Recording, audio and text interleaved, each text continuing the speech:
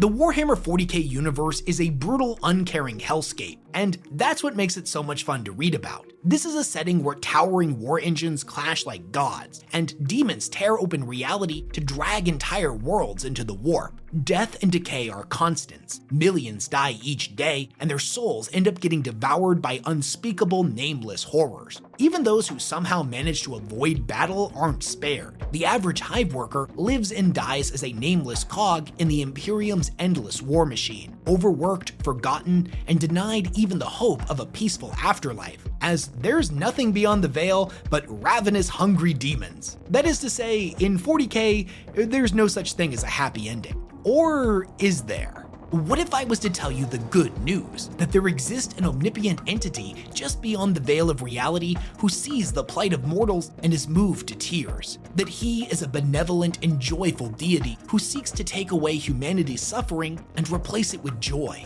A god not of judgment or cruelty, but of empathy. One that lingers in the aftermath of tragedy, whispering comfort to the broken and the forgotten. Sounds a little too good to be true, right? Like, it's a little out of place for a setting like 40k. Well, here's the catch. Although everything I just said is technically true, the entity we're talking about today is also the chaos god of plagues, entropy, death, and disease, a bringer of rot and despair on a galactic scale. He is a harbinger of extinction, whose demonic hordes and festering cults spread like a malignant cancer across the stars, drowning entire worlds in oceans of bile, pox, and plague. He is the end of all things, a sentient rot that seeks to tear reality apart at the seams. His name is Nurgle, and he loves you. But who is Nurgle really? Where did he come from, and what does he want? If his worshippers end up turning into disgusting abominations subject to enough body horror to make David Cronenberg blush, then why on earth would anyone choose to worship him? What is the Garden of Nurgle actually like, and just how powerful is he and his legions? Well, in this video, we're going to be talking about all that and a whole lot more, as there's a lot to cover when it comes to Papa Nurgle. But before we dive headfirst into the grimdark, a quick shout out to this video's sponsor. I'll be honest with you, I've never been the best when it comes to actually budgeting, and I definitely have a bad habit of signing up for a bunch of free trials and forgetting to cancel them. Honestly, even when I do remember to cancel, a lot of the sites out there nowadays make it practically impossible to actually do so. But with the help of today's sponsor, Rocket Money, I was able to identify all of those unwanted subscriptions and clear them all out with practically no effort. After connecting my bank account to the app, Rocket Money was able to identify all of my subscriptions and put them into a single, easy-to-understand list. That way, I was able to keep the ones that I still wanted and cancel all of the rest. But canceling subscriptions isn't all Rocket Money does, not even close. It's an easy-to-use all-in-one app that helps you lower your bills and manage your money better. You can use it to create a customized budget in seconds, keep track of where your money is going at all times, and identify top spending categories. Rocket Money automatically analyzes your accounts to find the best times to save, which helps you reach your goals faster. All you gotta do is set a goal, choose how often to save, and watch your money grow. Rocket Money has already canceled over $500 million in subscriptions for its users, and they can save up to $740 a year when they use all of its features. So if you want to take control of your finances today and join the over 5 million other users that are using Rocket Money to save more and spend less, then go to rocketmoney.com/WesHammer or click on the link in the description to get started for free. You can unlock even more features with premium. That's rocketmoney.com/WesHammer to get started for free. Big thanks to Rocket Money for sponsoring this video. If there's one constant to be found in existence, it is decay. All things, no matter how grand or glorious, inevitably bow to entropy. None of the ruinous powers understand this better than Nurgle. He is the maggot that feasts on the corpse, the crow that picks at the carrion, the fly that circles the doomed. From his garden deep within the realm of chaos, the Lord of Contagion gleefully concocts new diseases, surrounded by carrion flowers swaying in breezes of polluted smog, while horrid parasites fight for the scraps of decayed flesh within the acrid mud.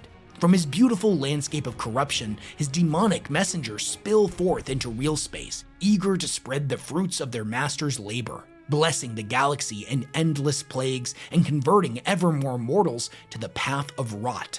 Across space and time, he has gone by many names: bringer of despair, master of corruption, the Lord of all. Yet to his worshippers, he is simply the grandfather.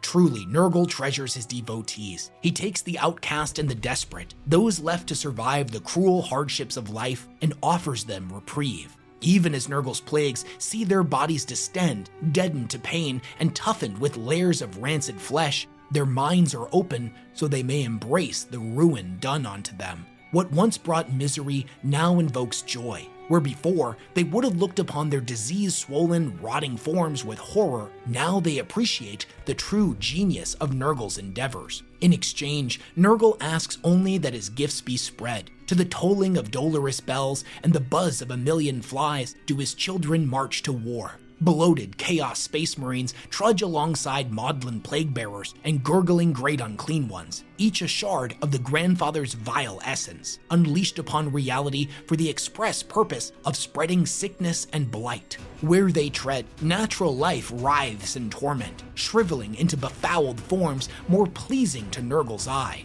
Wherever hope threatens to blossom, the Plague God's children are ready to snuff it out with rusted blade and festering sorcery. To fight them is to face an enemy that never wavers, that saps your strength through its mere presence, that spreads its poison to the land itself. Against such horror, even the strongest wills eventually shatter, the stoutest hearts succumbing to despair. Truly, there are few in the galaxy more foul than the servants of Nurgle, be they mortal or demon. His nightmarish armies embody the true horror of mortality, not the cold sterility of the grave, nor the vibrance of unchecked life, but a ghoulish parody of both, shot through with the warping power of chaos. Their befouled souls advancing slowly but surely, like the creeping hand of death itself. The unholy stench the Plague Legions emit is enough to drive even the most veteran of warriors to madness. Their disease-mottled flesh bursts forth from corroded armor as pulsating growths, gangrenous swellings, and necrotic blubber. Thick-bodied maggots wriggle within pus-dripping sores, tattered muscles hang from ripe lesions, and rancid entrails burst forth from distended bellies to drag through the muck and grime of battlefields across the stars. Everything about them is a horror that few armies are disciplined enough to endure. Yet, the worst thing about facing them is not their terrifying appearance or the feelings of dread they conjure, but the paradoxical glee their madness seems to invoke in them. Cracked, inflamed lips stretch into rictus grins of pestilent joy as they spread their corrupting salvation to the unworthy. Those blessed by the grandfather are each a vector of disease, an incubator for maladies, poxes, and demonic parasites that attack body and soul alike with hideous fervor. In their presence, blood curdles into thick soup within veins, while limbs waste to spindles barely capable of lifting a blade or bolter. If their enemies are somehow still able to fight in their presence, it does little to no good, for the body of a plague champion is one all but immune to pain. Each can withstand dozens of blows that would kill any other fighter, whilst a single scrape from their weeping, rust-encrusted swords or slime-dripping flails is enough to seal one's doom.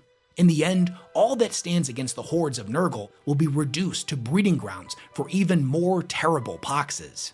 In battle, the plague cults chant praise to their dark master, rejoicing in the opportunity to deliver fetid salvation to the unbelievers. Corrupted sorcerers wielding plague-wreathed staffs and thrice-damned relics billow forth swirling miasmas comprised of the raw essence of Nurgle's garden, necrotic winds that slough flesh from bone and spread all manner of unspeakable foulness. Hideous, gibbering swarms of nurglings roll over each other in waves of infectious glee, like a frenzied school of diseased piranhas. They swarm into trenches and broken hab-blocks, giggling to themselves as they gnaw flesh from bone with infectious delight. Behind them shamble hordes of plague-bearers, the tallymen of the Plaguefather, bloated with disease and devotion, each one a walking epidemic, swinging rusted blades slick with filth and pus, their milky eyes counting every wound and every death, all tallied and offered to their god as sacred tribute. Above, the skies churn with the buzzing of plague drones, rotflies mounted by demonic riders, vomiting streams of bile as they dive upon the foe. Their wings spread plague with every beat, their lances plunging through armor and bone with equal ease. From the fog of decay stride the titanic great unclean ones, each a mountain of rancid flesh that shakes the earth with every step, vegetation and flesh alike withering before their rancid glory. This pestilent parade is contagion made manifest, a holy procession of putrescence that breeds rot across the stars. They will never stop, they will never tire, they will never rest until all have embraced the will of Grandfather Nurgle.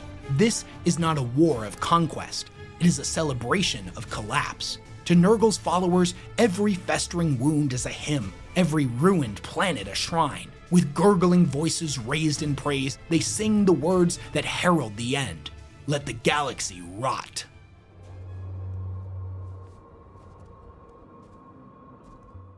In order to understand who and what Nurgle is and why his philosophy is so intoxicating to the broken mortals living within the Imperium, we need to start at the beginning and establish a few key concepts. We need to know a bit about Nurgle's history and the nature of chaos. Now, as these are pretty surface level concepts designed first and foremost for newcomers that I've talked about at length in other videos, I'm just going to give you the abridged version here. The setting of Warhammer 40k is divided into two universes that are intrinsically linked and said to be a direct reflection of each other. We have the physical universe and the warp, the materium and the immaterium.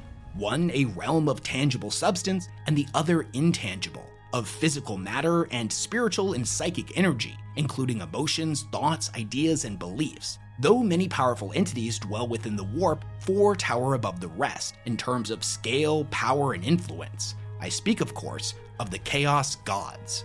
There's Khorne, the god of bloodshed, rage, and murder. Tzeentch, the lord of treachery, lies, and sorcery. Slaanesh, the god of pain, pleasure, and excess. And of course, the subject of today's video, Nurgle, the lord of plagues, pestilence, and disease. Though the Chaos Gods traditionally view mortals as little more than pawns to be used and discarded in their great game, Nurgle stands apart from his siblings as he demonstrates a paternal affection for his children. The blessings his followers receive come in the form of sickening, grotesque mutations and infections. They believe every oozing sore is a mark of his love.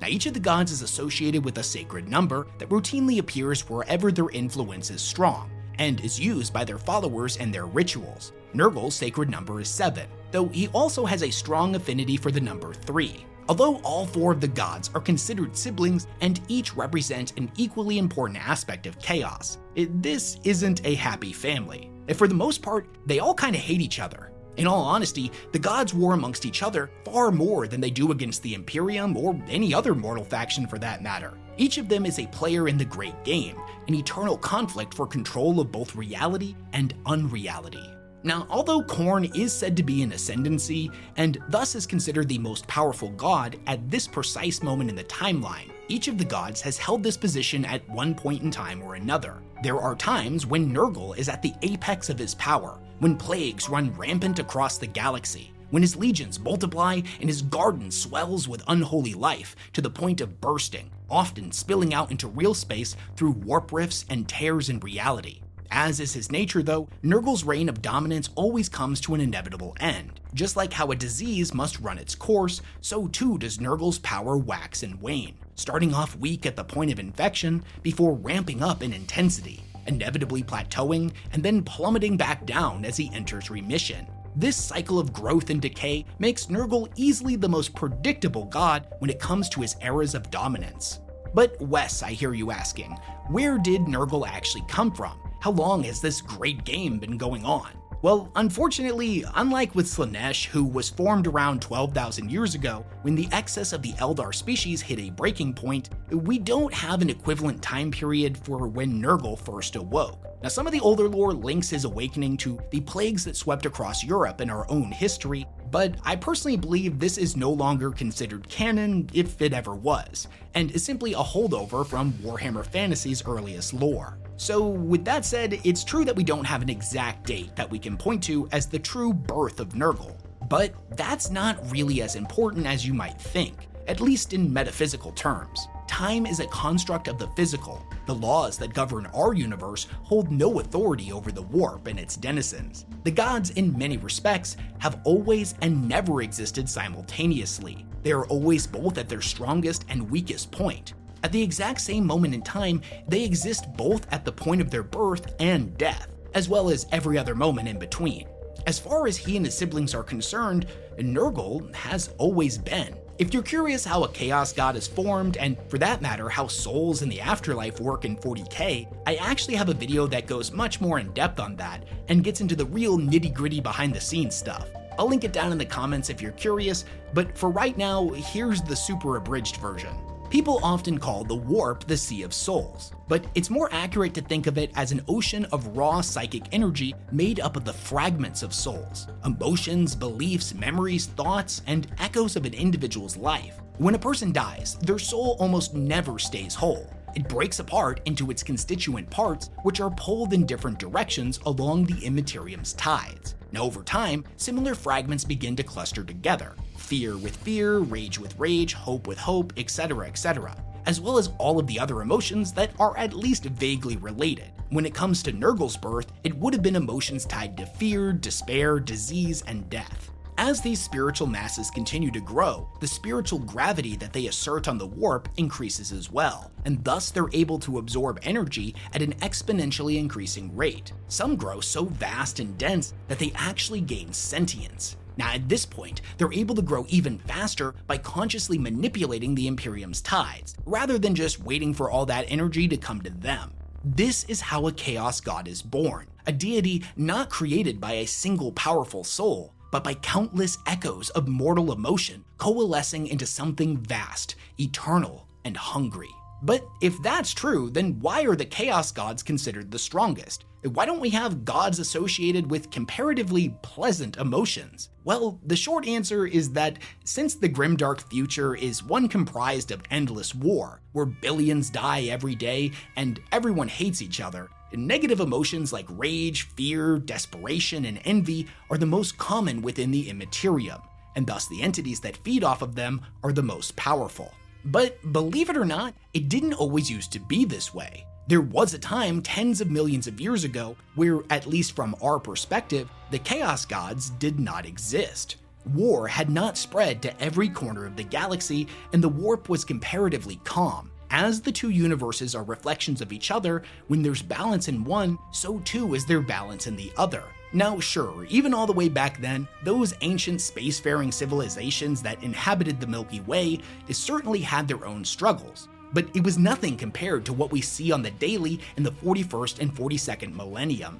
But as is history, that unfortunately wouldn't last, and everything would go tits up with the onset of the War in Heaven, wherein the Necrons and their vampiric star gods, the Catan, became locked in a galaxy-spanning war with the Old Ones and their creations. As the centuries rolled on, and the stars ran red with blood in the physical universe, so too did the unprecedented tidal wave of negative emotions flood the Immaterium, as trillions of souls were sent shrieking into the afterlife, thus providing the raw material from which the Chaos Gods would eventually emerge.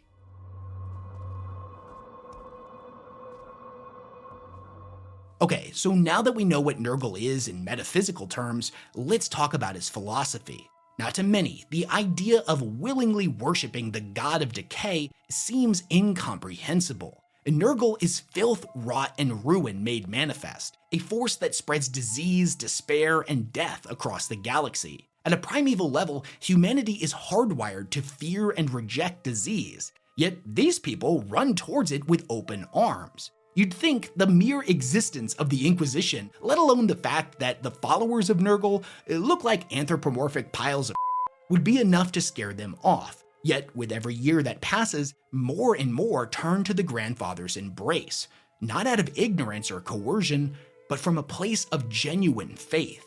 So what the hell is actually going on here? Are these people insane or are they just stupid?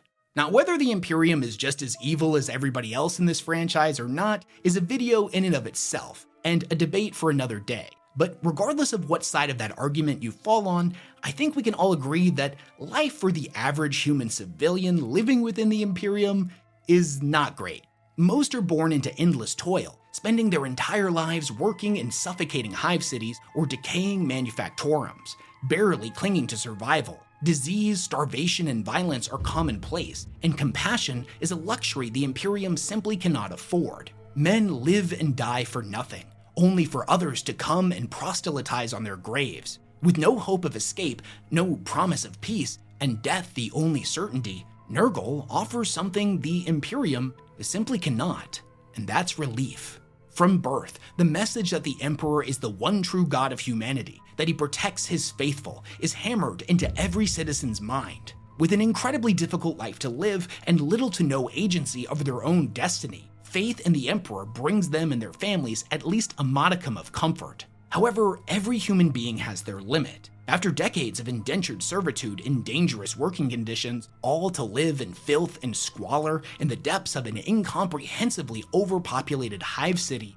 resentment for one's lot in life will begin to creep in. Their faith will be pushed to a breaking point. Many will see the lie of the Imperium for what it is, that they are nothing more than a resource to be spent and cast aside, that their god is either a myth invented by the ecclesiarchy in order to control them, or worse, he is indifferent towards the suffering of his flock. To the starving hive worker, the plague-stricken refugee, or the soldier dying alone in the mud, Nurgle is not a monster, he is a comforter. From the shadows, he whispers promises of an end to pain, a release from fear, and the warm, overwhelming embrace of belonging.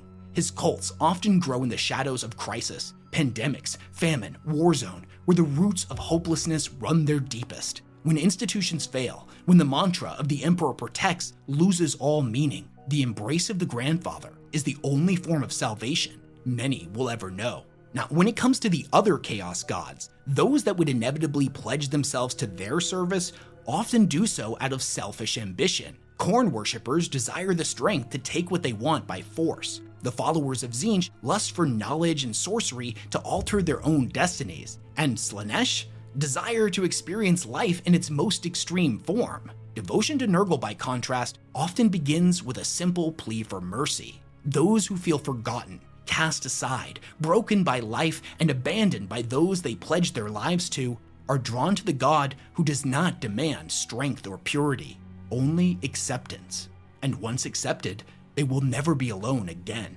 Nurgle loves all his followers equally, even as they rot. His blessings are hideous, but they bring vitality, endurance, and unnatural strength. The wounds no longer hurt, the fear fades away, hunger becomes a memory, and where once there was loneliness, now there is the laughter of nurglings and the sickening warmth of a community that welcomes all. To truly embrace Nurgle is to accept disease. It is to welcome foulness into your body and soul, a test that many may not have willfully chosen, and far more will fail. Many will curse his name, yet some blessed mortals will look beyond the putrescence and see the decay for what it truly is, a gift from the Lord of all. This gift, regardless of the form it ends up taking, opens eyes even as they liquefy. It simultaneously atrophies the leg muscles of its recipient and gives them the strength to march towards greater purpose. It is Nurgle's great ambition to speed this universe towards its end by eroding the foundations of reality, much as a disease can erode the spirits and bodies of those infected. Through his careful and ceaseless experimentations, begun within his wondrous garden and then unleashed throughout the galaxy, the pillars that support the framework of existence are slowly but surely weakened, and there will come a time when they collapse entirely, and the universe will begin a massive transformation. Now, of course, not every cultist joins out of desperation. For some, Nurgle represents liberation from the illusion of control. Disease proves that death comes to all, and in this inevitability, his followers see a kind of divine order. Entropy is not a failure of the universe, but its true state. To serve Nurgle is to accept this truth, and in doing so, to transcend it. When discussing the philosophy behind a Nurgle cult, despair often takes center stage, but there's a common misconception here, that Nurgle removes despair from his followers and replaces it with joy. That's not exactly what's happening. Nurgle doesn't take despair away, he teaches his followers to find joy within it. Hope. The emotion of hope in this worldview is a lie, a comforting illusion that denies the truth of entropy and decay. Ironically, because hope is a lie, hope ultimately feeds despair. Through Nurgle's teachings, his followers come to embrace despair not as a curse, but as a natural, inevitable part of existence. And in that surrender, they discover something twisted but sincere, a kind of joy born from acceptance. By following the teachings of Nurgle, a heretic who faithfully embraces despair will find purpose in nihilism, What I'm trying to say is that the religion of plague in 40k is kind of the equivalent of somebody taking the black pill. Nurgle reminds his faithful that the great cycle of life, death, and rebirth are all intrinsically linked. To face the dawn is to await the dusk and eventually suffer the night. The one inescapable truth of the universe is that all that begins must so too end. There is nothing in creation that does not eventually decay, be it a galaxy-spanning civilization or a single human body seated upon a golden throne. The fact that all living things will eventually die has haunted mortal existence since our predecessors first crawled out of the primordial ooze. Most fear it, resist it, and suffer to delay it. But in this struggle lies the essence of Nurgle's appeal. He is both the rot and the resilience, the decay and the desperate will to endure. Where there is life, there is decay, and where there is decay, there is Nurgle. The followers of Nurgle acknowledge the unfortunate reality that mortals are inherently repulsed by rot and disease, for if this was not the case, more would certainly be accepting of his truth. But for many, they simply cannot comprehend that the rotting of a limb or the expulsion of their own entrails is somehow a blessing. Now, despite his grotesque form, Nurgle is said to be brimming with vitality, and thus his mortal followers also share his enthusiasm. They eagerly spread the gift of disease, not out of malice, but out of devotion. They offer an escape from fear and pain, a twisted mercy in exchange for corruption. No soul is too small, no world too grand. All are worthy of his attention. Every infection, every death is lovingly tallied, for as all life crumbles, Nurgle's power grows.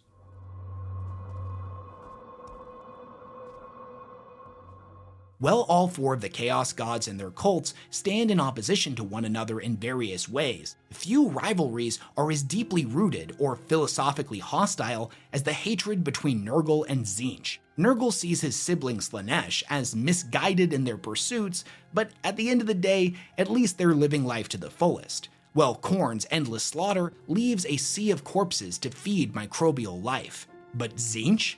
Nurgle absolutely despises him. Though forces comprised both of worshippers and demons from each of the gods have occasionally fought side by side under the banner of Chaos Undivided, such alliances are rare and almost always short-lived. Joint campaigns between Nurgle and Tzeentch, however, are far less common, for their very natures are fundamentally incompatible with one another. Tzeentch is the god of change, ambition, treacheries, lies, and most damning of all, hope.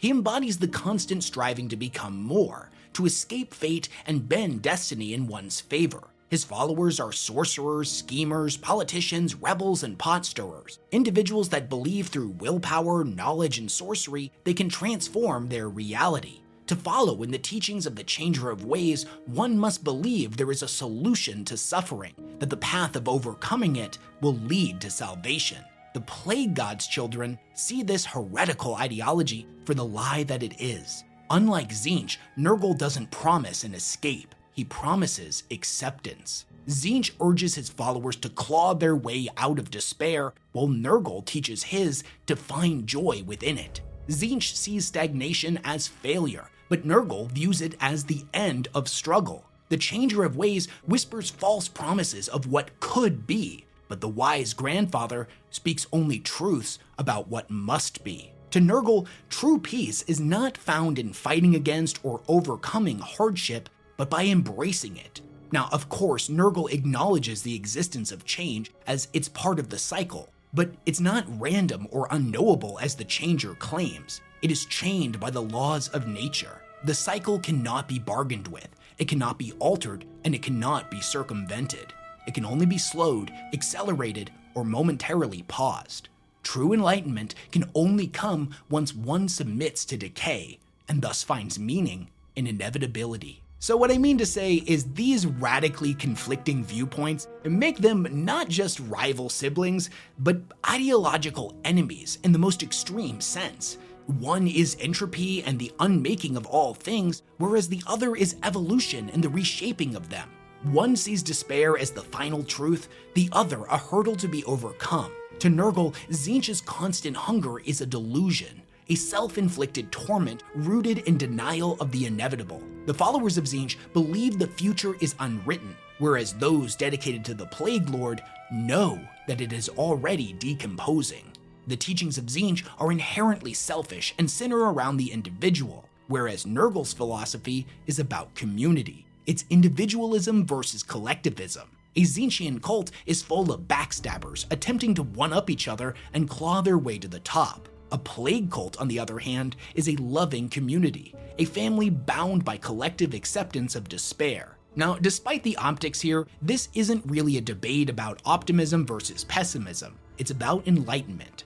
Their irreconcilable truths fuel a hatred that stretches across both warp and reality alike. And due to their eternal nature, they're probably not going to come to any kind of long-lasting agreements anytime soon.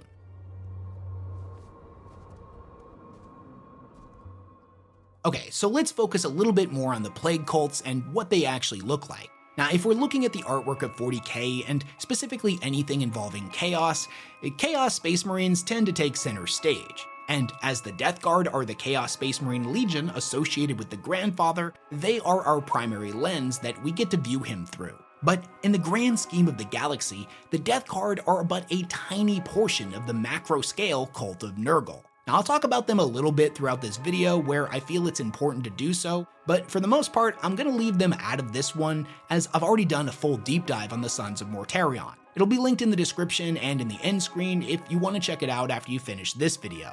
Anyways, not all who serve Nurgle are mighty warriors or corrupted leaders. The overwhelming majority of his followers are just ordinary people, powerless, overlooked, and desperate, who all band together into plague cults, all in the hope of attracting the gods' favor. These cults, who are often led by bubo-ridden magisters and prophets of plague, offer Nurgle devotion not through grand gestures, but through coordination, secrecy, and shared purpose.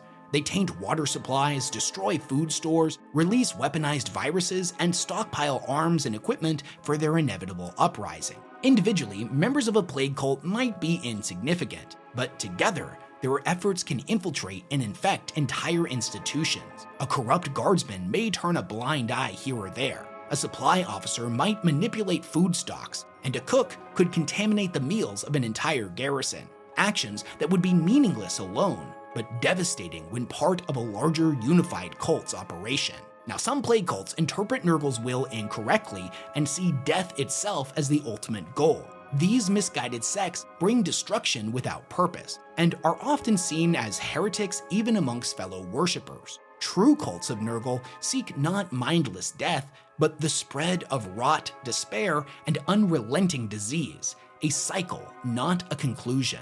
Though often hidden and small scale, plague cults can bring entire cities to their knees before authorities even recognize the threat. And while their work is grim, for the faithful, it is meaningful, a shared path into decay, and perhaps into the Plaguefather's loving embrace. When cultists are conscripted by either the Deathguard or a Nurgle Warband, which we'll cover momentarily, they assail their foes in huge numbers. They charge, screaming into battle as a howling disease tide, equipped often with crude autoguns, ritual daggers, and improvised clubs. They spill across the enemy lines and descend upon the unbelievers, fighting desperately to earn the favor of Nurgle himself. For the Warbands, massive waves of cultists like this prove to be a cheap, disposable resource excellent for drawing enemy fire. Now, for the cultists themselves, however, the only reward that they often receive for their service normally just comes in the form of a painful and pointless death.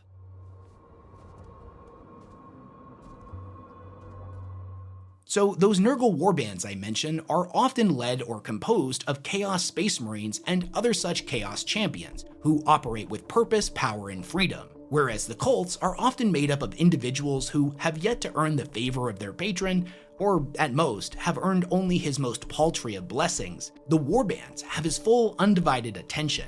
There are no weaklings amongst their members. They are some of the greatest warriors and keenest tacticians that have all been creatively blessed in unique and deadly ways. Whereas comparatively weak cultists must work in secret, the members of a warband have nothing to hide. Their strength allows them to spread rot openly, bolstered by divine gifts and overwhelming force. Warbands strike when and where they wish, Some spread blight across hive cities, others poison supply routes or infect entire planets through seemingly random opportunity. Now, one such warband, the Brotherhood of Unclean Mercy, famously infected a merchant fleet by tainting a single cargo shipment, dooming an entire continent without ever firing a single shot. Many of these warbands form when individual Plague Marines, rejected by or disillusioned with their current warband, leave their brothers and seek out others who share their devotion to Nurgle. These lost warriors are drawn together by the Plaguefather's call and form new communities, traveling caravans of rot and ruin, united not by rigid hierarchy, but by shared faith and the joyous burden of spreading decay. In this way, warbands become the perfect instrument of Nurgle's will, more focused than the wandering cults, more nimble than the Deathguard's grand crusades. They are the scalpel to the Deathguard's hammer, and as they march across the stars, rusted blades drawn, bells tolling, they spread not just plague, but Nurgle's gospel of joyous ruin.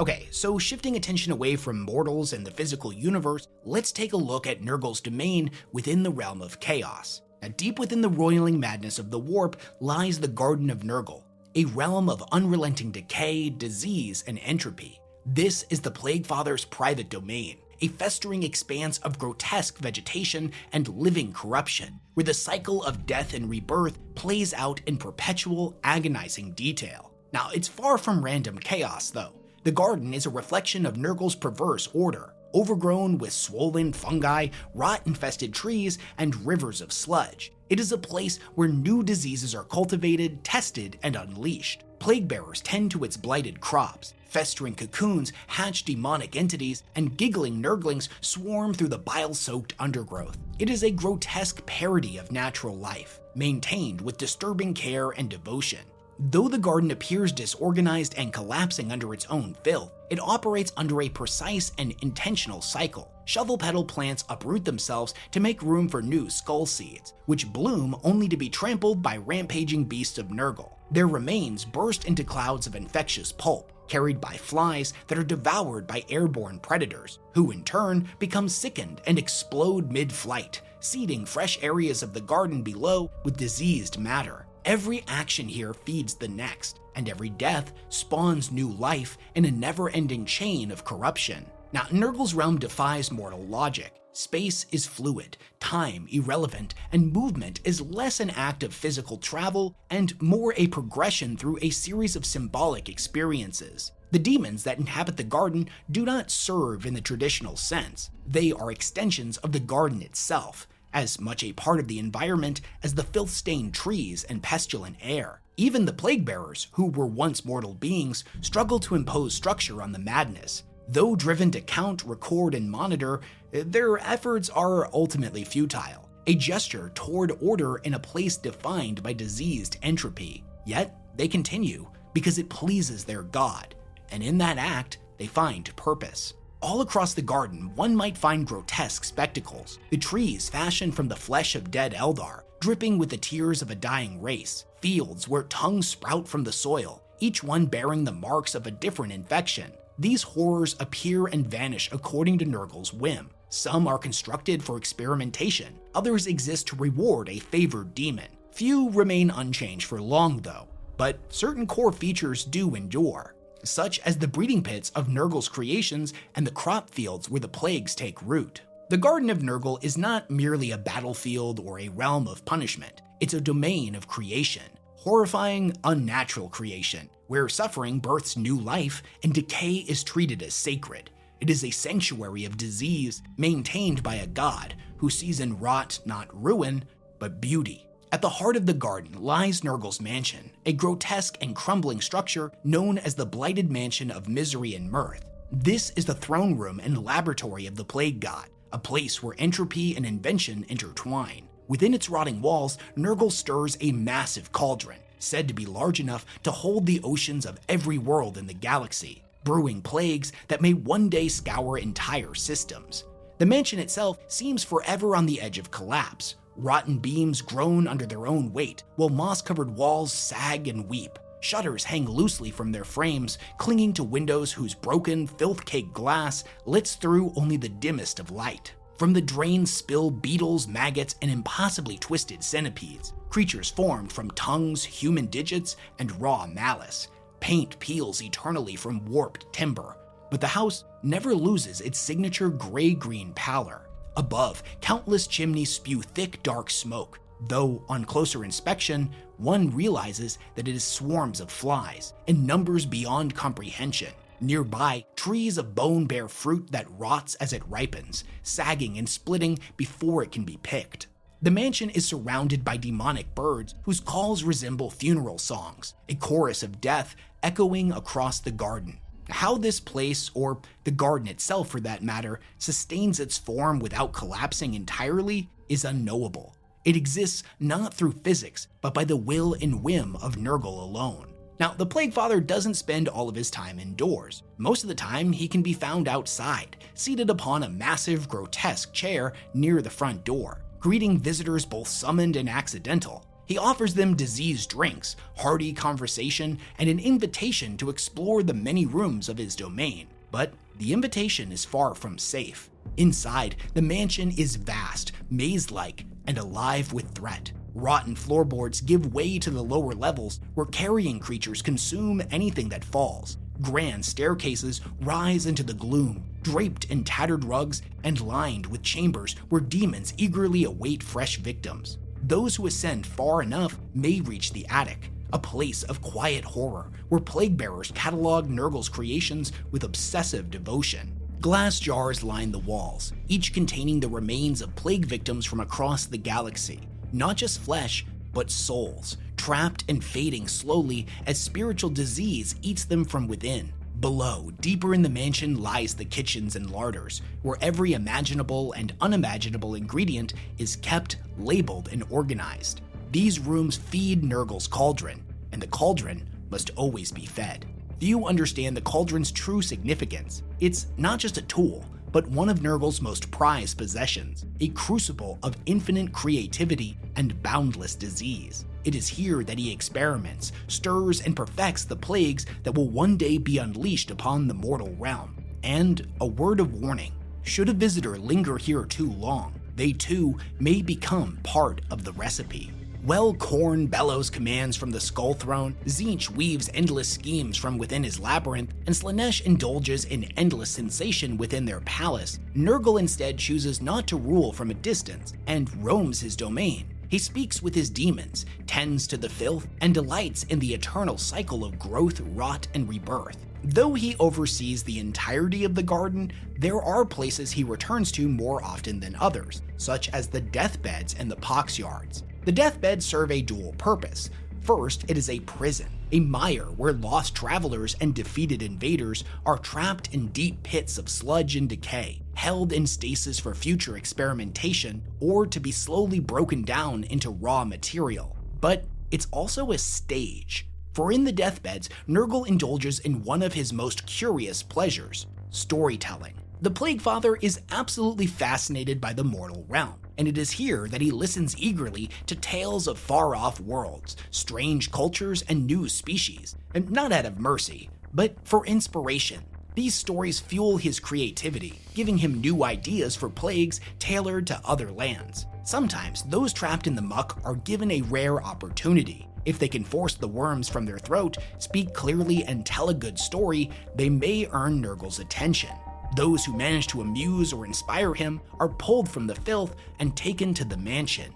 There, they have the great honor of becoming vessels for Nurgle's newest plagues. Once they are properly infected, Nurgle smiles, gives them one last tender, gut-churning embrace, and sends them back into the lands their stories described. Now, the poxyards, on the other hand, serve as a vital testing ground for Nurgle's endless catalog of diseases, and thus he visits pretty regularly.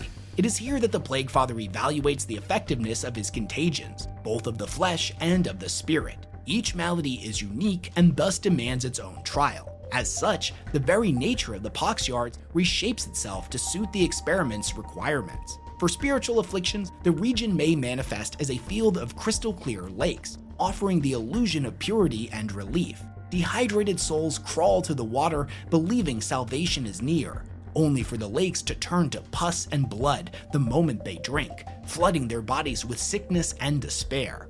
For physical trials, the landscape may shift again, this time into a thicket of claw-thrust brambles, razor-edged demon plants that tear flesh on contact. Infected captives are driven into the brambles, often pursued by gleeful beasts of Nurgle. If the victims scream in pain, then Nurgle takes note. Pain means the disease has not yet dulled the nerves. The infection requires adjustment. No matter its current form, the Poxyards are always seen as an active place of experimentation and innovation, where rot and suffering are refined into art. Nurgle draws great joy and insight from these trials and returns often, endlessly shaping and reshaping his creations for maximum effect. Now, there are other places like it throughout the Garden, places filled with activity, laughter, and the grotesque joy that only Nurgle's children can truly understand, such as the Morabusium, where the most precious and toxic herbs take root, the Dunglash Arboretum, where refined excrement hangs from trees like putrid reeking vines,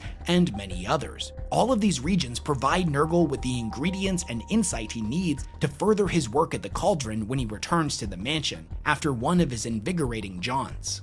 Now, beyond its central regions, the Garden of Nurgle is ever-changing. Many parts of this diseased realm exist only briefly, rising and fading with the birth and death of particular plagues. Some may only even be seen by those in the throes of fevered hallucinations, the dying glimpses of mortals touched by Nurgle's hand. Yet, the garden is near infinite, and it's not unthinkable that the faithful or the infected might catch a fleeting vision of it in their final moments. Some reports from the dying say they can hear the tolling of faint bells. Perhaps they refer to the death bell lily fields, where pale flowers bloom each time a mortal succumbs to one of Nurgle's creations. When a blossom opens here, it rings softly, a chime that never ceases, marking another soul claimed.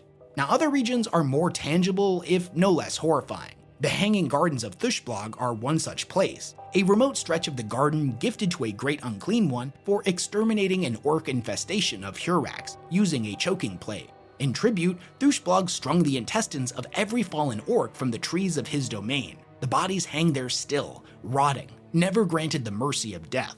Now around them, plague bearers shift through sorting pools, tallying organs to track the effectiveness of each disease. Beasts of Nurgle frolic through fields where planted spines yield crops that induce madness. Nurglings roll laughing down hills spontaneously formed by the vomited remains of long-digested mortals. Entire regiments regurgitated after centuries within the guts of great unclean ones.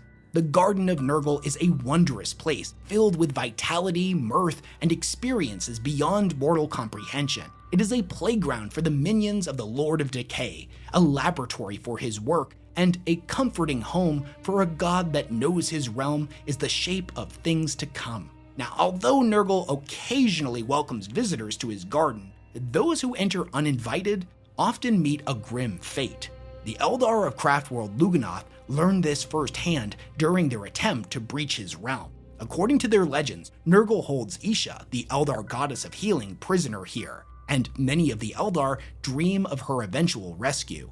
Hoping to cure their people of the brittle coma, the Seers of Lugganoth projected their spirits into Nurgle's domain. Hoping to cure their people of the brittle coma, the Seers of Lugganoth projected their spirits into Nurgle's domain, seeking Isha's aid. They knew they would not survive, but hoped to return their knowledge through their spirit stones. Now, at first everything was going well. Their astral forms managed to cut through the garden with ease. But then, Nurgle took notice. He unleashed his demonic hordes, and a great battle followed. The Seers held their own, even damaging parts of the garden itself. But Nurgle retaliated in kind. Their physical bodies back on the craft world began to wither away. Their spirit stones dissolved, and their souls were bound to the garden forever.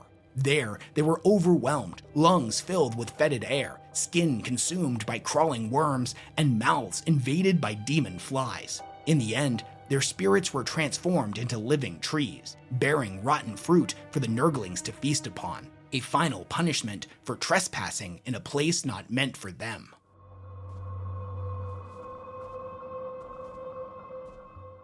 To the outside observer, Nurgle's demonic legions might look like a shambling, chaotic horde, just an endless tide of rot and filth. But just like with the garden itself, there's a disturbing order beneath the madness. Like the stages of a disease, each legion plays a role in a larger cycle of decay and renewal, working together to spread the grandfather's gifts far and wide. These are the Plague Legions, demons birthed in the land of the Plague Lord, marching to war in both real space and the realm of chaos. Wherever they go, they bring the infectious generosity of their creator, leaving behind worlds drenched in sickness, sorrow, and death. Each legion is a piece of Nurgle's grand design.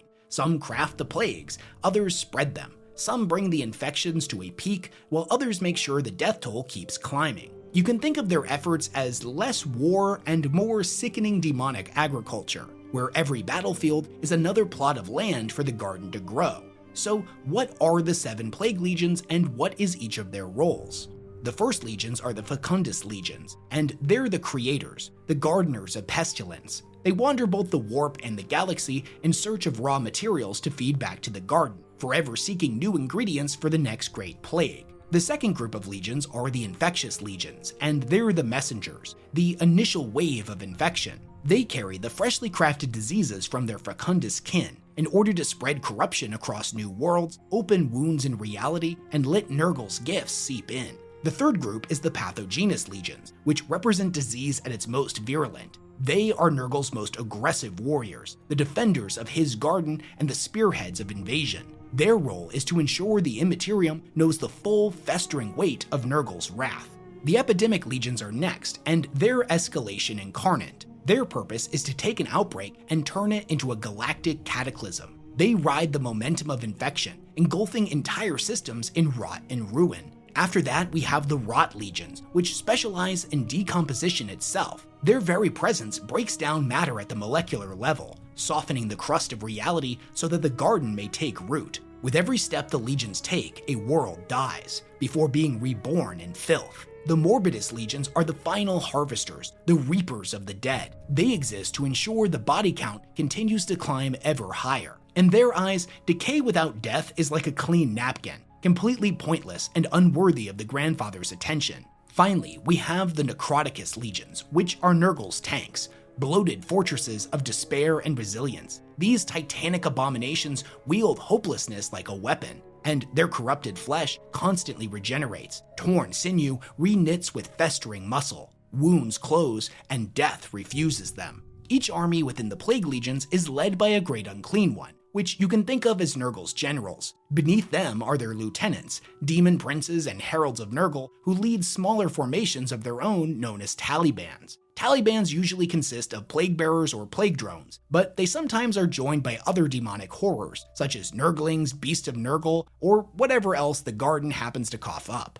Unlike the demons of other gods, like the ambitious bloodletters of Khorne or the narcissistic demonettes of Slaanesh, Nurgle's minions serve with joy. They embrace their role in the grandfather's plan, spreading rot through real space, not out of ambition or hatred for their lord's enemies, but out of mutual love for the grandfather's plans. Back within the garden, these demons serve in their own delightful ways, dragging back maggot-ridden flesh to feed the Plaguefather's experiments, or casting spores into the warp winds in order to infect distant stars. Each and every one may only be a small cog in the diseased machine of the long decay, but they're each special, important, appreciated, and loved by their patron. Now, I would be remiss if I didn't mention one more of these factions, and that's the Plague Guard, which are considered the greatest and most vile beings made from within the garden. Masters of contagions dedicated to the construction of the deadliest pathogens ever known, using them to inflict atrocities that leave behind only pus-ridden swamps and decayed wastelands of rotting trees, where there was once glamorous cities and abundant life. Led by Kugath himself, this 7 legion-sized warband of demons prey upon the galaxy, as they do the bidding of the grandfather. Their most notable and by far most daunting task ever assigned to them was the invasion of Ultramar, which was covered in the Dark Imperium trilogy. They were the spearhead meant to put down the returning Primarch Rabute Guilliman before he could damage the plans of the Chaos Gods. Ships constructed from the warp-twisted carcasses of dead void whales ferried millions of troops into real space. Hordes of poxwalkers, rotflies, and demon engines poured from within their insides, slowly drowning world after world with rotting corpses and dangerous diseases. The Plagueguard would continue their march across Ultramar until the dreaded battle of the world of Paramino, where Rabute Guilliman himself sought to destroy them once and for all. Pushed and damned to retreat on the ground, the Imperium would slowly begin to gain the upper hand. Well within the void, the Plague Legions burst through the Galatan, Ultramar's largest star fortress, the swarms of Nurgle's rotten armies dragging down and killing even the chapter master of the Nova Marines. Ultimately though, the Legion was defeated by Rabute Guilliman and his forces, and Kugath was forced to retreat once his lieutenant Septicus was permanently killed, destroyed by the sword of the Emperor wielded by the Avenging Sun. Okay, so now that we know all about Nurgle, his realm, and the Plague Legions, let's talk about the demons that make up the bulk of his armies.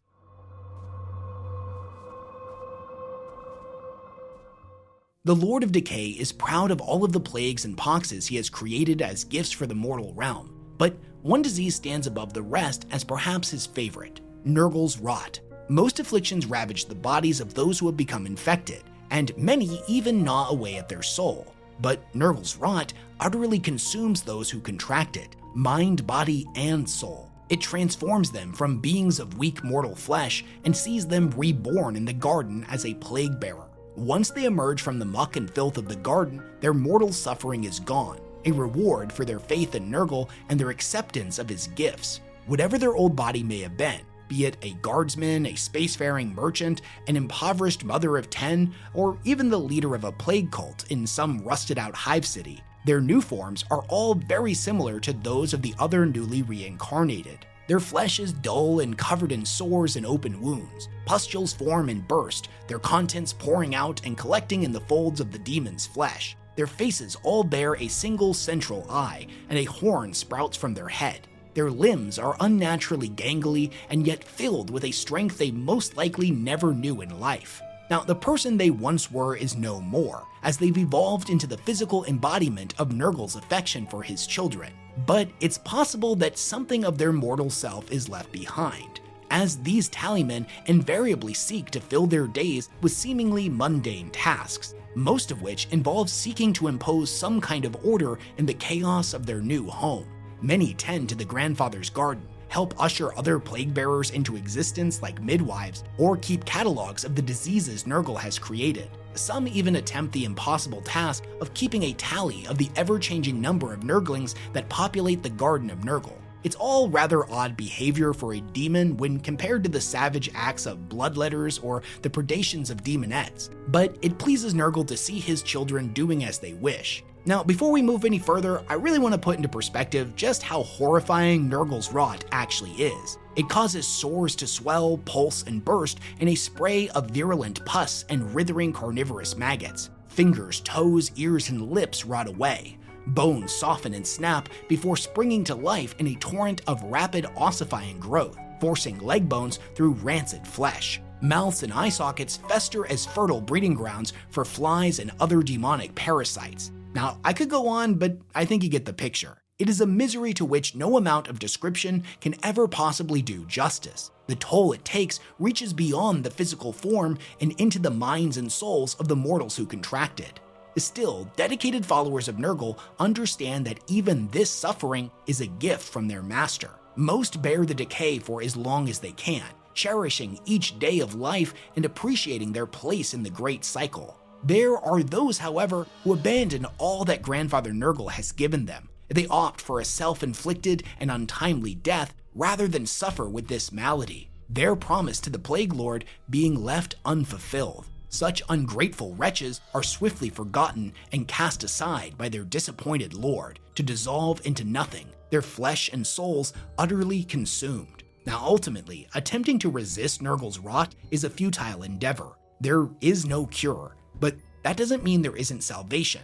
A rare few, normally the most devoted of the Plague Lord's faithful, are able to endure their misery far longer than should be humanly possible. As their bodies collapse further and further into ruin, a peaceful calm comes over their minds and settles into their souls. At last, as they have become immobile heaps of little more than quivering flesh and rotted entrails, even these gifted mortals succumb. Now, inevitably, they will be reborn in the garden as a plague bearer, just like all of the others who succumb to Nurgle's rot. But these plague bearers are different. Having been able to endure suffering far more thoroughly than their peers, they will be reborn into far more powerful and sturdy forms. These favored plague bearers are what are commonly referred to as the Heralds of Nurgle.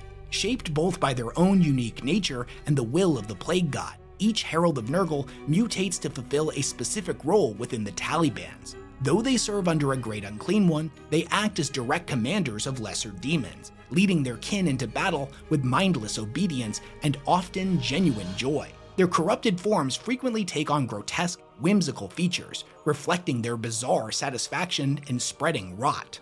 Poxbringers are the most common among them, larger and more sullen than standard plague bearers, marked by oversized horns and a dour personality. Fun fact, they are also unusually aware, sometimes muttering grimly dark, humorous observations about their place in the garden. Though they may grumble at their lowly status while their superiors bask in filth, they carry out their duties without fail. Now, Spoilpox Scriveners serve as grim auditors of the garden, tasked with tallying everything from demons to diseases. They record their findings on rotting parchment with quills plucked from a Lord of Change, a mockery of order within chaos. Each Scrivener is bound to a Taliban and watches over it with spiteful zeal, punishing those who slack in their devotion. Plague bearers under their gaze chant their counts incessantly, desperate to avoid correction. Notably, the Scrivener's face is twisted into a trunk-like mouth ending in blunt jaws, a mutation allowing for endless muttering and reprimand. Now, among the strangest of the heralds are what are known as sloppity bile pipers, victims of a failed and near-forgotten disease known as the churtling murian, rarely spoken of even among greater demons. This affliction is reserved for those who fail Nurgle, whether by rejecting his gifts or simply miscounting his sacred plagues. Those cursed by the Murian are transformed into jesters, forced to amuse the Great Unclean Ones and their Nurglings with screeching songs and grotesque slapstick. Armed with marauders and gut pipes, they prance and howl in demented glee, doomed to eternal humiliation, all in the name of their god's twisted joy. Now, with the exception of one-off, often unnamed Titanic-scale Nurgle demons that pop up in the novels from time to time, the Great Unclean Ones are by far the largest and most powerful of Nurgle's children. They go by many names: Plague Lords, Flymasters, Stench Lords, and oddly enough, are oftentimes just referred to simply as Nurgle. No matter which god we're talking about, all greater demons refer to themselves with a whole host of different monikers and titles, yet it is only the Great Unclean Ones who are ever allowed to bear the name of their creator. In fact, although to truly behold, let alone comprehend the form of a chaos god is an impossibility for mortals, depictions of Nurgle by mortal cults across space and time are remarkably consistent, almost always in a way that's nearly indistinguishable from a Great Unclean One. These guys are not only the grandfather's most favored servants, but his direct reflection. Whereas other chaos gods command their greater demons, in many ways, Nurgle is his demons, just on a smaller scale. Those swollen, disease-ridden titans carry entire plagues within their bloated guts, and often serve as a mobile home to swarms of mischievous Nurglings. As both gardeners and generals, they tend the rotting flora of Nurgle's realm and keep the demonic legions in line, ensuring every plague bearer, Nurgling, and beast of Nurgle does their part to spread Grandfather's blessings. Despite their monstrous appearance, the Great Unclean Ones are frequently depicted as jovial parental figures rather than blood-crazed warlords. They often organize and lead their armies in a manner akin to a parade, a sickly, jubilant carnival of disease. Plague bearers tally infections with bureaucratic zeal, Nurglings scamper around like unruly toddlers, and beasts of Nurgle bounce and flop through the battlefield, playfully crushing friend and foe alike.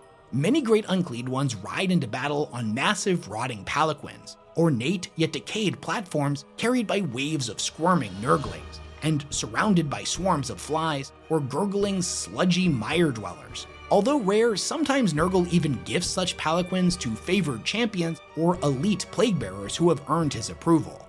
Now, just as the universe is constantly rotating through the cycle of birth, death, and rebirth, so too do the Great Unclean Ones rotate through an array of roles, tactics, and stratagems, gradually shifting in form and function.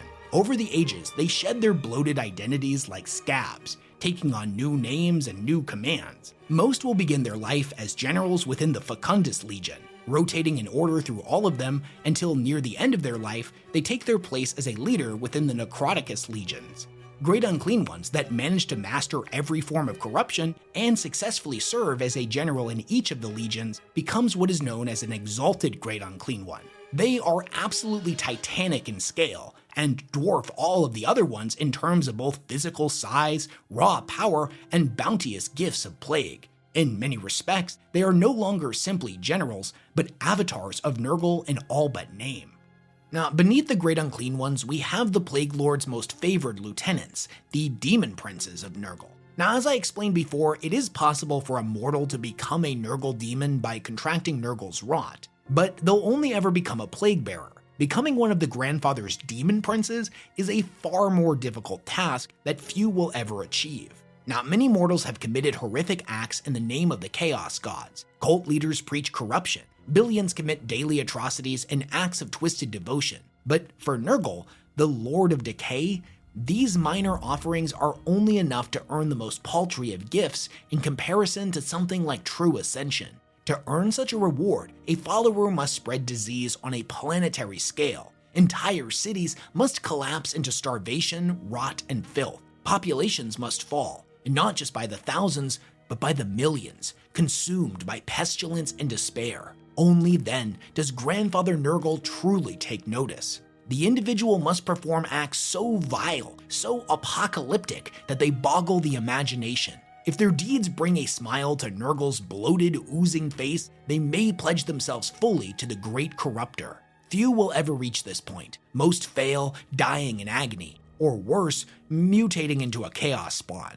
But for the select few who manage to succeed, for those who win Nurgle's favor, they will be granted eternal life as a legendary demonic entity that will serve their Dark Master faithfully for eons to come. Each of Nurgle's demonic minions take delight in doing their part to bring the fruition of the Plaguefather's grand vision for the collapse and rebirth of the universe. There is much to do, from counting the death toll of each newly unleashed plague to filling the pus pits with fresh rot. The efforts are ceaseless, but not without joy. As the demons go about their work, they will sometimes be interrupted by an unexpected but always appreciated visit from one of the Lord of Decay's most wonderful creations, a Beast of Nurgle. Propelled by stocky legs and a bile-coated slithering tail, these enthusiastic slime hounds bound about the garden, constantly seeking playmates. Their putrescent tongues wrap around plague bearers, drawing them toward the beast's noxious maw. In their enthusiasm, they crash headlong into meticulously organized piles of limbs, heads, and other rotted body parts, causing the tallymen to have to begin their counts anew. Nothing embodies the joyful nature of chaos in quite the same way as one of these beasts. Though they undo some work that has been done, not one plague bearer, Great Unclean One, or Nurgling ever complains, for they are the physical realization of their god's will to bring energy, vitality, and joviality to the universe. The beasts of Nurgle remind the other demons why it is to serve their master. This boundless enthusiasm for play and unquenchable thirst for attention also serves the Lord of Decay when his forces march to war. A beast of Nurgle could go thousands of years never knowing the greater world outside of the garden. When taken to the mortal realm and sent forward towards Nurgle's enemies, the excitement a beast of Nurgle feels is impossible to restrain. They lunge into the ranks of the enemies, trying to find new friends and different playmates. Armor rots instantly upon contact with the caustic goo they're coated in. Bones and weapons shatter under their bulk as they roll around on top of their newfound companions. When the unfortunate victims cease moving, the beasts of Nurgle pause briefly, feeling a touch of sadness that their new friends no longer want to play with them. But that quickly subsides when they bound off, setting to find someone new to play with. Now, when a beast of Nurgle suffers the ultimate frustration of being killed by the very playthings with which they had hoped to frolic, their essence retreats into the warp and comes to rest in the slime pits of the garden. There it spends centuries forming a new body, shielded from interference by a mass of bloated flies. Over time, depression and resentment take hold within the beast, which makes them a very rare creature within the garden, as they're without joy, mirthless and bitter. When the beast emerges from its long dormancy, its new form is much different from that of the creature that it once was. Its skin develops a chitinous layer on its back, spindly bladed limbs replace its short, stocky legs. Most dramatically, the beast's tentacles give way to enormous wings, similar to those of the flies that protected the beast while it regenerated. Thus transformed, the new rotfly attempts to return to the mortal realm, malice in its heart driving it to seek out and destroy those who refused to play with it centuries before. Left to its own devices, the rotfly's anger would drive it mad. But Nurgle is a loving and merciful god and cannot bear to see one of his children suffer so. To ease the rotfly's pain, the Plaguefather pairs it with a plague-bearer who has earned a place of pride in the demonic legions of their god. The relationship between a rotfly and its rider benefits both the former beast and the favored plague-bearer. The rider gains the ability to cover more ground, allowing it to count Nurgle's many putrid blessings more thoroughly than ever before, while the mount gains an eternal companion, allowing the pain of its previous rejection to fester a little less. Now, plague toads are denizens of the garden that take on the form of tainted, verminous pseudo-amphibians. These things are pretty massive, normally the size of a lesser vehicle, and are used by demons such as plague-bearers as mounts. They excrete sweat, pus, and blood at all times and have a mouth capable of swallowing a man whole. Now, within the realm of chaos, plague toads can be found in large groups in areas resembling flooded wetlands or sewers, and thus are easily located, corralled, and herded as attack creatures in battle. Now, though they are some of the least of Nurgle's minions, nurglings are surely some of the most numerous and among the most favored. Even their appearance is pleasing to the Lord of all, for each nurgling is like a minute copy of the Dread Master himself. This is perhaps not surprising, given that nurglings are formed within the innards of a great unclean one, who themselves physically reflect Nurgle's repulsive magnificence. Nurglings serve the filth father in which they are formed, often pretending that their progenitor is Nurgle himself.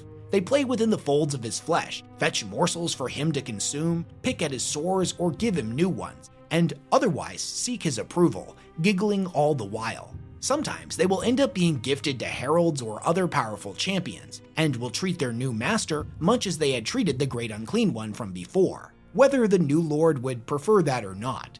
Demons of Nurgle emulate the Lord of Decay and follow his path in many different ways. When they are not vying for the attention of their parent demon, nurglings most often try to do things that reflect the mirthful nature of Nurgle himself. This frequently leads them to interfering with the work of the plague bearers, who honestly find nurglings to be something of a nuisance, though they don't normally give voice to their irritation, at least not when a Great Unclean One is within earshot. Sometimes a plague bearer will be nearly finished counting the number of drips of pus required to fill a particular pool, only for a swarm of nurglings to come running through it, playfully splashing in the rancid goo and scattering it all around. It is their nature to cause mischief, just as it is the plague bearer's nature to keep tallies. In the realm of chaos, even in the relatively ordered domain of Nurgle, it is no surprise that harmony eludes the grasp of most demons. Okay, so now that we know a bit more about Nurgle's demons, let's talk about some of the equipment they use. For the Grandfather's faithful, both mortal and demonic alike, countless boons and blessings are granted in exchange for loyal service in spreading his plagues and pushing the great game forward. To the plague god, anything can become a gift. Broken machines might sprout sinew and teeth, firing bone and rot-like ammunition. Limbs twist into tendrils, and death itself becomes a form of life. Despite being the god of entropy, Nurgle's creativity is disturbingly limitless. Among his endless arsenal, some weapons appear again and again in the hands of his most favored followers, symbols of their devotion and status. Lesser troops often wield rusted swords, axes, or spears that look ready to fall apart at any moment. But they never do. They drip with toxins and ooze, each strike poisoning flesh and soul alike. Ranged weapons are worse, grotesque constructs with gaping mouths that belch slime, mucus, and explosive bile, melting victims on contact. The most infamous of their melee weapons are plague swords and bile swords, jagged, diseased instruments riddled with holes and serrated edges. Though they appear to be forged of ancient, crumbling iron, they are as much a manifestation of Nurgle's essence as the demons who wield them. Some of them that are wielded by plague bearers cause the individual struck by them to suffer the concentrated pain that the wielder felt in life before becoming blessed by Nurgle, whereas others spread a variety of diseases and pathogens with every nick and cut. Plague bearers take a muted pride in their blades, ensuring they are ever coated in filth to better transmit their hosted diseases. The most powerful of these rusted instruments of plague are known as the Fathers of Blades, which are said to be the first weapons ever forged after Nurgle's birth, powerful enough to kill dozens with a single swing or even just the breeze of a near miss. Now, swords are one thing, but sometimes Nurgle demons will wield things a bit more esoteric that are as much a tool as a weapon, such as the Flesh Mower, a thing of pure carnage that churns through crowds of infantry, grinds their bodies into mulch, and leaves behind fertile beds for the Garden of Nurgle to bloom in their wake.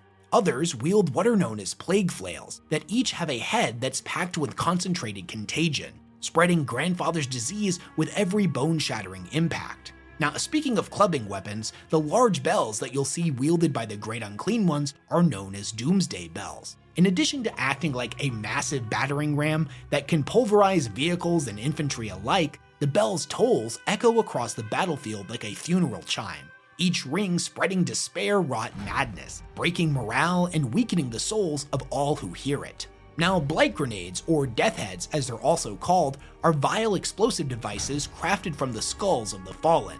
They come in two different variants. Some of them are designed by mortal cultists, and others are quite literally grown on trees by their demonic counterparts within the garden. Whatever form they take, they all burst on impact, launching shrapnel laced with potent, often customized diseases. Elite Plague Marines and Biologist Putrefiers specialize in refining these weapons, increasing their power with each horrific iteration.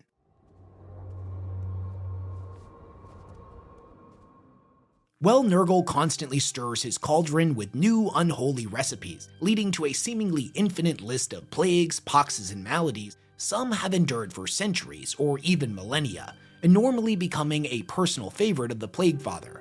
And seeing as disease is the primary weapon utilized by his legions, let's talk about a few notable ones. Bone rack is a rare and once quarantined disease that forces its victims' bones to grow uncontrollably, twisting organs and limbs until the body contorts, ruptures, and suffocates itself. It was reintroduced to the galaxy when Inquisitor Malia Orbiana foolishly released it while searching for weapons to use against the orcs. The walking pox is one of the most common zombie plagues in the modern setting. Victims lose control of their body, die, and rise again as shambling corpses, but they're still technically conscious, only imprisoned in their rotting flesh, and now are driven to feed on the living. Now, the Godblight is perhaps the strongest ever created. It is a super weapon virus, brewed using the blood of Rabute Guilliman himself, mixed with thousands of other plagues. It was said to be strong enough to kill a god, and a single dose nearly killed the Primarch of the Ultramarines. Without direct interference from the Emperor, Guilliman's soul would have dissolved into the warp.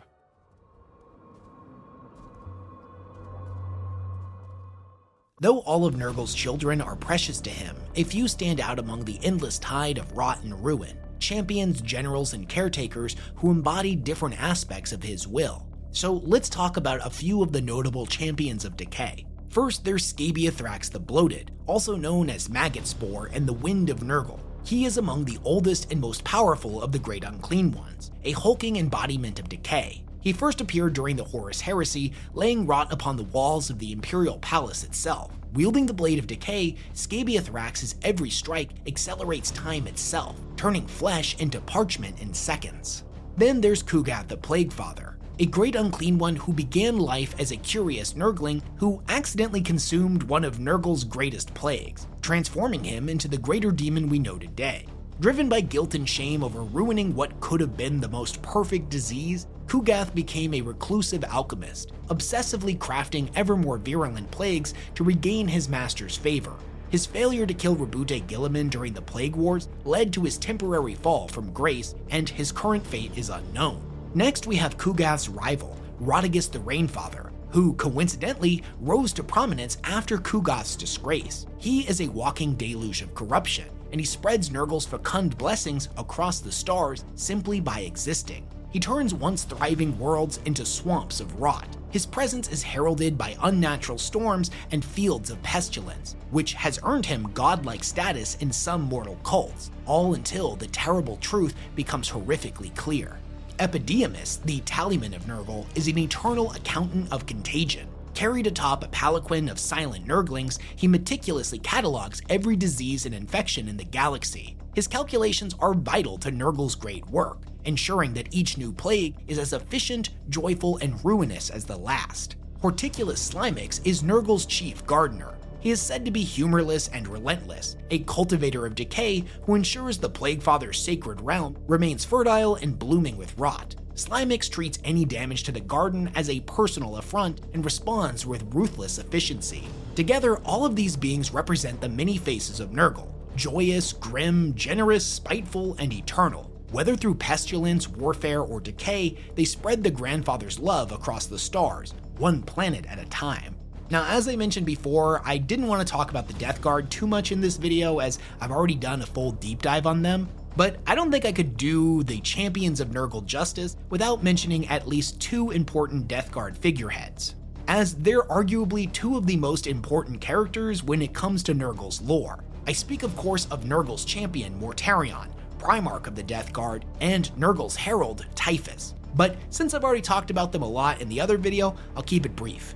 Mortarion, who during the Great Crusade famously hated psychers and anything even remotely related to witchcraft due to his upbringing on the poisoned world of Barbarous, was dragged into the Plague God's service not by devotion but desperation. Near the tail end of the Horus Heresy, Mortarion would end up pledging his soul to Nurgle in order to save his legion after Typhus, his first captain and oldest friend, infected them with the Destroyer Plague after having secretly pledged himself to Nurgle. And here's the thing about Mortarion and his relationship with the Grandfather. He openly loathes his master, obeying only out of necessity. Now in the 41st millennium, he is one of the most powerful entities in Nurgle's service. To even stand in the Lord of Death's presence is lethal, due to the myriad plagues that fill the air around him. Now it's true that his intellect is towering, his strength and endurance unmatched, but if he does have a weakness, it's that contempt for his enemies has on occasion led him to underestimating his foes. Though powerful, Mortarion is seen as a fallen king, haunted by the chains of survival. Whereas Mortarion is Nurgle's champion, Typhus is his herald. And it's true that the Primarch is the figurehead of the Deathguard, and in recent times has left his brooding isolation and become far more active in real space. But for many years, this was not the case, and many considered Typhus to be the Legion's true leader. And honestly, many still do. Both sorcerer and host to the Destroyer Hive, Typhus spreads Nurgle's gifts across the galaxy from the helm of his ancient warship, the Terminus Est. Whereas Mortarion is a begrudging champion who loathes what he has become, Typhus is a true son of Nurgle and a zealous follower of his teachings. He has dedicated his life to seeing the Grandfather's will made manifest, which normally comes in the form of unleashing hordes of plague zombies on unsuspecting worlds, as he has a special affinity for the Walking Dead. Needless to say, neither of these two get along and have some pretty fundamentally opposed philosophies when it comes to their patron and how the Deathguard should be run.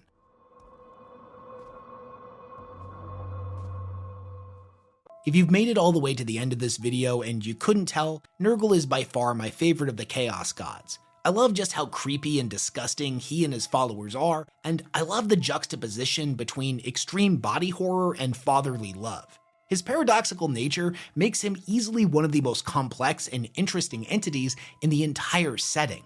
Now, that being said, it's also what makes him one of the franchise's most disturbing, and it's an element of his character that I don't think gets talked about nearly enough. Now, I know this should go without saying as we're talking about a literal chaos god here, but there's a darker side to Nurgle that I'd like to dive into here at the end of the video. And just a fair warning, we're going to be talking about real-world abusers and their tactics. For me, it's not the body horror that really gets under my skin with Nurgle. It's the psychological horror that stems from his blatant hypocrisy. Both his fans in and out of universe claim that he is a loving paternal figure that cares deeply for each and every one of his children, that he takes pride in their achievements, and that once you lit his festering tendrils inside of your heart, you'll never be alone again. For Nurgle's love is eternal and unconditional. But this is a lie. Nurgle acts the way that he does, not out of love, but out of a need for control. He creates in his faithful a form of emotional dependency via a philosophy that parallels the behavior patterns found in real-world abusive relationships, specifically those involving coercive control, gaslighting, trauma bonding, and pathological dependency. He preys on the most vulnerable members of society, the sick, the broken, and the damned, coming to them when they are at their weakest. He enthralls them not with fear or promises of power, but instead a twisted form of affection. He offers comfort, acceptance, and joy, but only on his terms. The dynamic is directly comparable to the real-world concept of trauma bonding, a psychological response wherein a victim forms an emotional attachment to their abuser due to intermittent reinforcement, periods of cruelty broken up by affection. Just as Nurgle bestows disease and suffering while offering spiritual love and parental warmth, abusers oscillate between dehumanization and tenderness to keep their victims psychologically tethered. Additionally, Nurgle isolates his followers from hope and self-determination in much the same way that abusers erode their victims' self-worth. His doctrines teach that resistance is futile, that hope is a delusion, and that only through surrender can one find peace. This, in many ways, mirrors the gaslighting techniques used by abusers who convince their victims that they're incapable of living outside of the abusive system, framing submission not as defeat, but as safety. The very idea that one of his victims would wish to be cured, to escape their suffering, or resist corruption in any way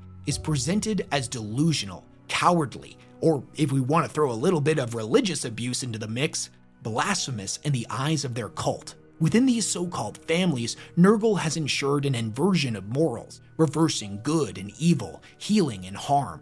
To reject his teachings is seen as both foolish and sinful. Those who resist him are ungrateful or ignorant, while those who surrender are enlightened and blessed. In many ways, his victims become abusers themselves. They not only become agents of their own subjugation, but they also proudly spread the same infection that destroyed them to others.